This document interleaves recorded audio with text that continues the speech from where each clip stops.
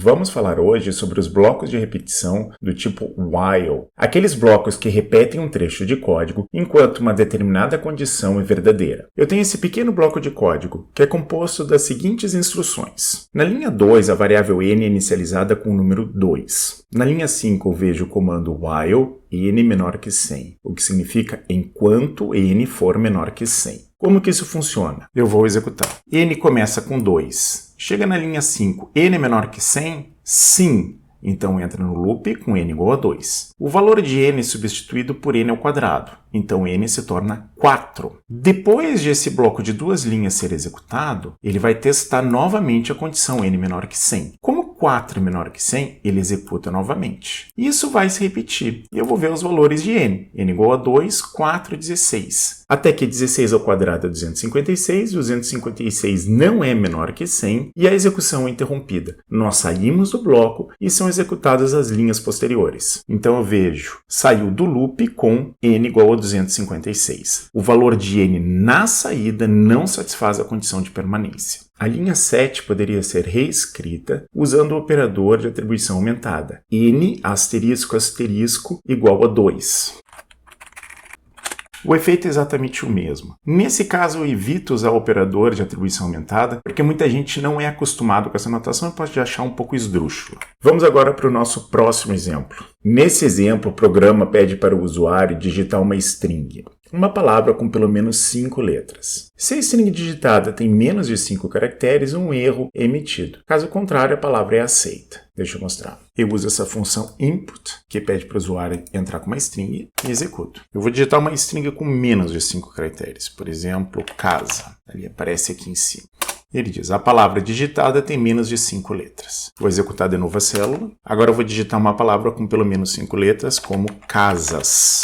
A palavra digitada foi casas, que tem 5 caracteres, e ela foi aceita. Mas eu gostaria que esse código fosse reescrito de forma a perguntar repetidas vezes para digitar uma string, sempre que a string anterior digitada tiver menos de 5 letras. Então eu vou usar um bloco de repetição, nesse caso while. Eu construí da seguinte forma. Inicializei a string palavra com a string vazia. Depois, enquanto o comprimento de palavra é menor que 5, ele pede para digitar. Quando essa string palavra tem 5 caracteres ou mais, a condição do while não é satisfeita e o bloco de execução não é repetido. E daí o código posterior ao loop é executado. Nesse caso, apresenta na tela a palavra digitada foi e apresenta a string palavra. Então deixa eu mostrar como funciona.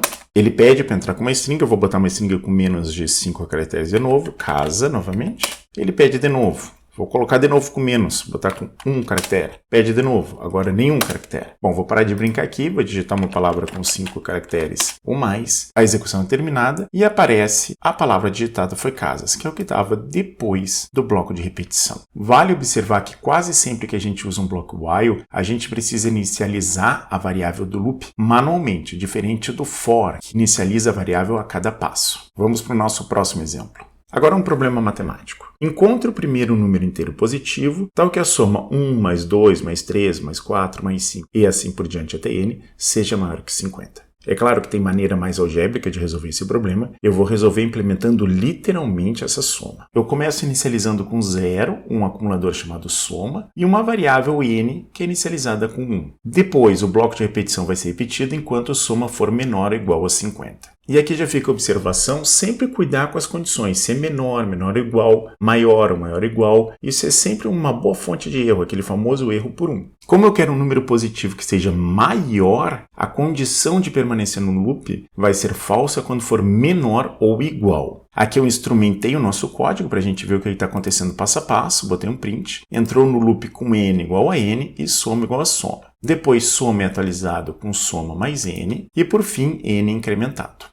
Entrou no loop com n igual a 1 e soma igual a 0, que é a condição inicial. Depois o n é incrementado para 2 e soma é 1, porque eu fiz soma igual a soma mais 1, 0 mais 1 que é 1, e n igual a n mais 1, passou de 1 para 2. E assim por diante, o n foi passando para 2, 3, 4, 5, 6, 7, 8, 9, 10, e soma foi sendo atualizado como 1, 3, 6, 10, 15, 21, 28, 36, 45. No passo de execução com soma igual a 45 e n igual a 10, Soma passa de 45 para 55. E 55 não é menor ou igual que 50, então o bloco não é repetido. E nós vemos o valor final aqui. Saiu do loop com n igual a n, que é 11, e soma igual a 55. O último valor somado foi 10. Isso sempre tem que prestar atenção. Nesse caso, eu incrementei o n depois de somar. Então, o último termo a ser somado foi n-1. Então, quando a gente trabalha com loops com while, em que a gente constrói os índices manualmente, a gente tem que ter muito cuidado com esses erros por 1. Vamos ver esse exemplo. Vejam que agora a condição é x na quarta menos x quadrado menor que 1000. Sim, eu posso botar qualquer condição lógica ali, por mais complexa que seja, o mesmo tipo de condição que eu posso botar num if. Aqui a variável x é inicializada com 1 e o loop se repete enquanto aquela condição é satisfeita. Eu apresento na tela a evolução de x e de x na quarta menos x quadrado e incremento o x a cada passo. E eu tenho esse resultado. O x vai evoluindo de 1 em 1 como é esperado e o x na quarta menos x quadrado também evolui com o valor de x, até que a condição não é mais satisfeita. E daí a execução é interrompida e nós temos o valor na saída. Nesse caso, a condição não é mais válida em x igual a 6, quando x na quarta menos x ao quadrado é 1260, o que não é menor que 1000.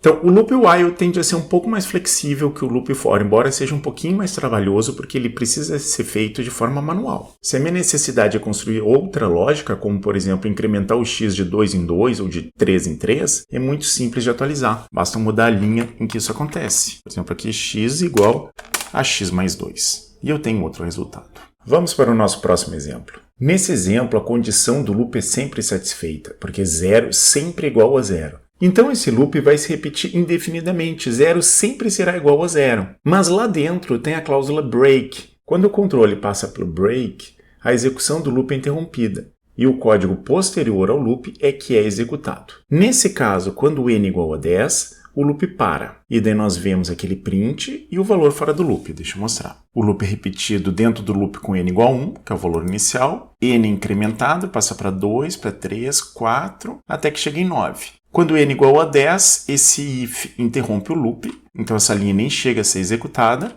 E nós vemos o valor fora do loop. Essa expressão 0 igual a 0, ela é uma constante verdadeira, que é representada como true, com T maiúsculo, aparece em azul na minha colorização. Então, quando a gente vê um while true, significa que é um bloco de repetição, cuja condição de parada tem que estar de alguma forma implementada lá dentro do bloco.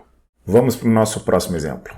Aqui eu já tenho um bloco de repetição com aquele padrão while true, que é feito para calcular a raiz quadrada de um certo número positivo a. Esse é o método de Heron, que também é um caso particular do método de Newton. Não nos importa nesse momento por que ele calcula a raiz quadrada do número a. Mais adiante isso vai ser bastante importante, mas por enquanto vamos nos concentrar na lógica do programa. Eu tenho um bloco de repetição que vai ser interrompido quando o valor de x é igual ao valor de y. O y é calculado a partir de x usando uma determinada fórmula. Isso acontece na linha 5. Y é a média aritmética entre x e a dividido por x. X é inicializado com o valor 1, e nesse caso a é igual a 10. Então eu espero calcular a raiz quadrada de a, que é 3,16 mais ou menos. Eu vou mostrar o que acontece.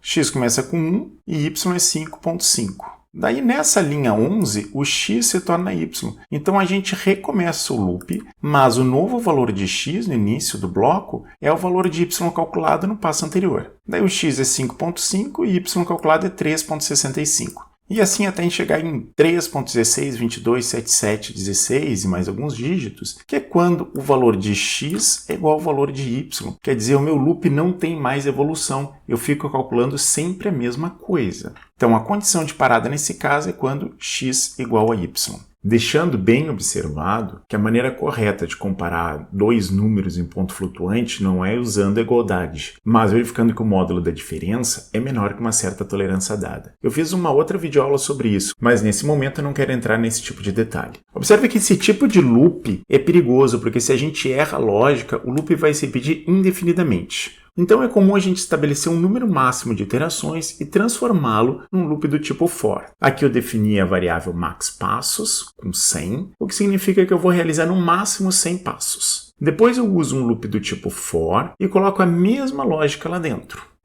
O resultado vai ser exatamente o mesmo, porque a condição x igual a y de fato acontece, e tudo acontece exatamente como anteriormente. Mas se eu tivesse feito uma lógica errada, por exemplo, eu tivesse colocado a condição quando x igual a y mais 1, que nunca vai acontecer, ele vai entrar em repetições e só vai parar quando aquela limitação de 100 passos é atingida. Claro que isso traz a dificuldade de que a gente precisa ter uma cota a priori para o número máximo de passos a serem executados. Às vezes essa cota é conhecida, é fácil de obter, às vezes é mais desafiadora. Fica problema. Mas é certamente uma boa prática estabelecer uma cota para ela. Então é isso, gente. Muito obrigado pela atenção. Seguirei falando sobre loops em próximos vídeos. Até a próxima!